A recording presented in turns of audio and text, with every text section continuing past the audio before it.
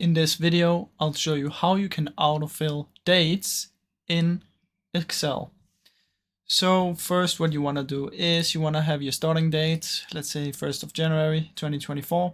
And what you can do is simply select this one and drag on the little, you see the little button here. Just zoom in, this one.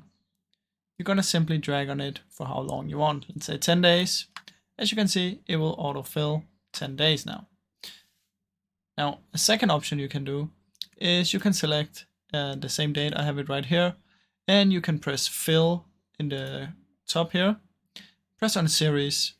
And from in here, you're going to select columns. This is columns. This is rows. And since we want it down, we're going to choose column. If you want it to the side, you're going to choose rows. And from in here, we're going to do a date because we want to do the dates and increase it by days, not by weekdays or month, just by day. Now step value, we want it to increase by 1 each time, as like over here. And the stop value is, let's say, 20th. So we can choose the stop value right here, press OK, and now it will go all the way down. So as you can see, guys, that's basically two ways that you can do it.